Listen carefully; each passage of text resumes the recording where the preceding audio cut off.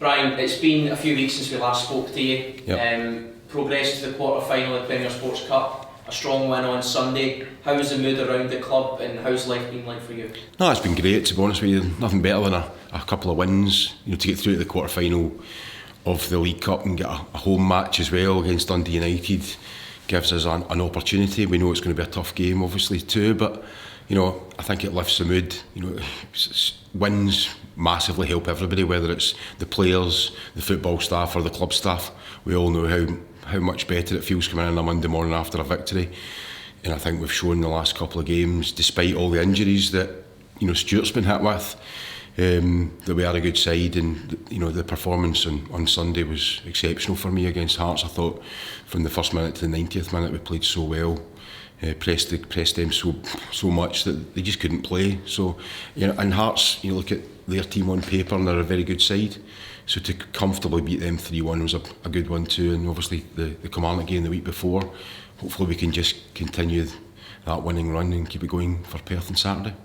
Just going back to the game on Sunday, visibly there was an area of the John Hunter stand that was left vacant in a boycott. Can you just shed some light onto those who might not be aware of that situation? Yeah, there was a boycott from some of the Blockheed boys that we did. I was in dialogue with them on Friday, and also a couple of the Welsh Society board members too, Friday and Saturday, explaining about what the process basically is, that if anybody gets arrested at a football match, all clubs across the whole of the UK have got an information sharing agreement with the police. The police will notify us, and as per SPFL rules, which again is the same in the EFL, same in the Premier League, if you get notification of an arrest for football related incident, then you have to write to them, which is a standard letter, goes to anybody that's provided by the SPFL. We have to ban them pending the court proceedings.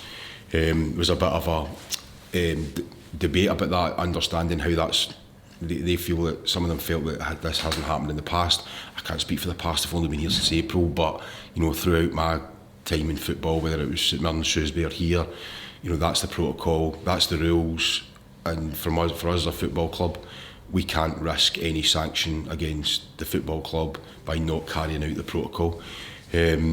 Hopefully we can continue the dialogue with everybody. I think there's some of them guys were actually here anyway. It's a difficult situation, until such times as the police tell us any different, we're duty bound by SPFL rules. We're audited by the SFA on unacceptable conduct.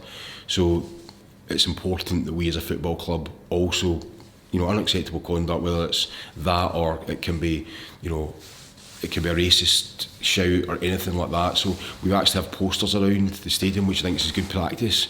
We're a community, how many times I keep saying this, we're a family orientated community, fan owned club. We don't want people, shouting racist slurs or anything like that. So, unacceptable conduct covers a whole raft of things, whether it's disorder, whether it's an arrest, whether it's, things like that. But, at a time when we're trying to encourage families, we have to show how community focused we are and how we want people to come along. Staying on the topic of supporters, there's been some recent discussions as to why 13-year-olds and under are getting turned away before entry to the stadium. Can you just explain the ruling involved in that? Yeah, this was it's all to do with safeguarding basically, and it's safeguarding of young people and vulnerable adults. It's very prevalent down south, as I've said before, whereby clubs tend to be, if you have to be 14 to come unaccompanied. It's not just about paedophiles and things like that. This is about, in this case of a fire, an injury, we would want somebody as a child of that age to have an adult with them. This isn't just Motherwell Football Club, this is a lot of clubs all over. People have different policies. When we were making the decision, I spoke to the head of child welfare at the Scottish FA, who told me that Hampden for cup semi-finals, cup finals and Scotland games are 16. They have to be 16 to become unaccompanied. I personally felt that was too high, so we kind of compromised it, having to be 14. Some clubs do 13, we've done 14. Listen, the last thing we want to do is knock people back, young people coming to the football, but we also have a duty of care to look after everybody at the same time. And should something happen, an incident, whether it's a fire or anything else, we have to look after everybody and make sure that they're safe and have an adult with them. So we took the decision to make it that anybody 13 and under had to come accompanied. We've obviously had a bit of fallout about that, which I understand, because my generation came to football at that age and never was an issue. But it's 2024. The safeguarding rules are out there. We have to make sure that we as a football club are carrying them out properly. Something else that's been noticed around Fir Park on a match day is the positioning of the away supporters.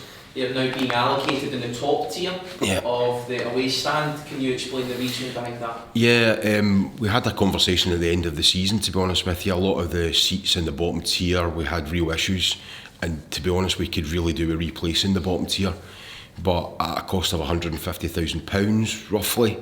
So we took the decision this year that where possible, we would house the away support in the top tier, which to try and give us longevity and buy some time to see what we can do to try and mitigate the cost of having to spend so much money for the away stand.